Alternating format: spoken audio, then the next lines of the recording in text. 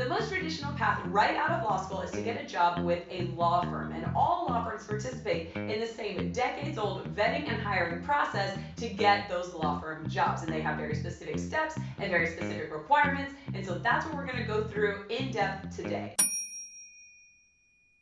The first one is participating in OCI, or on-campus interviewing, where law firms come to campus and you submit your resume, they accept you for an interview, and you participate in as many interviews as you possibly can, as many law firms who will accept your application. And these interviews are going to be 20-minute interviews, very fast, usually with 2 attorneys.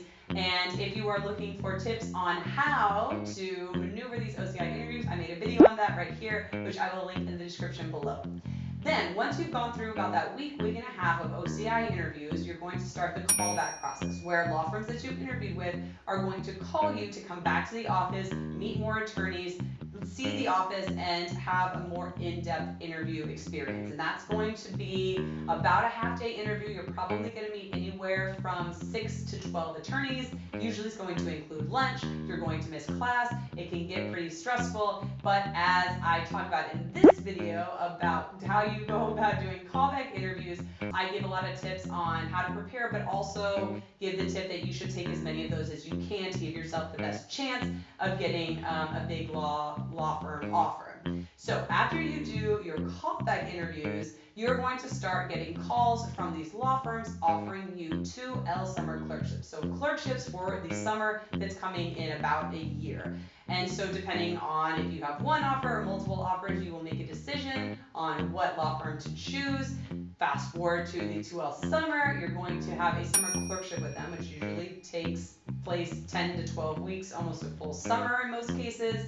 If you do really well in that summer clerkship, which I made another video, which I'll link in the description on how to do well in a summer clerkship, at the end of your 2L summer, you're going to get a permanent offer of employment. That is the golden ring. That is what you were trying to do from day one of law school all the way through your 1L year, all the way through your 2L summer, is to get that permanent offer of employment. Because if you get it and you accept it, then you will start with that law firm the following year. After you've graduated, after you've taken the bar exam, usually around September or October are the starting dates.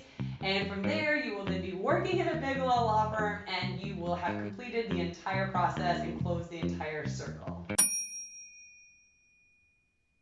So that's the traditional big law firm hiring process. That being said, if you are in a position where your 1L grades did not make you competitive to participate in the process, it's not the end of the line. There are some big law firms that will allow 3Ls to participate in the traditional 2L hiring process. But that does mean a few things. If you are going to try for a big law firm position as a 3L, you are going to need to do the following during your 2L year.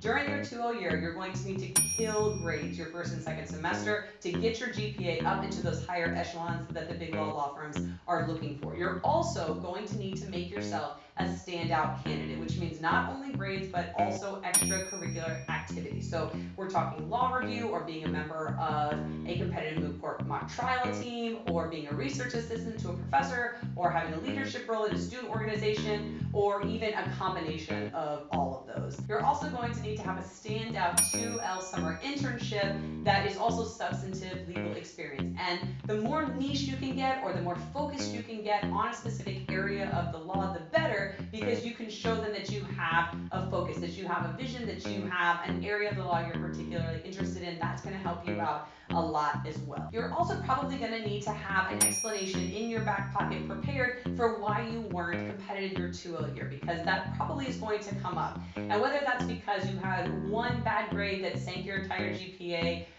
or your GPA as a whole wasn't where you wanted it to be, you need to be able to come up with an explanation that is understandable, that gives insight into why that was the case. Whether that is because you didn't understand the study process and the test-taking process very well, or you thought you had a good handle on the information, but you were able to meet with a professor and review the exams afterwards, and now you understand the material much better, or you had a personal or financial or work issue that took you away from studying more than you wanted it to, I would absolutely bring that up, and you can use all of those things, regardless of what the reason is, to reestablish why you would be a good candidate for the law firm.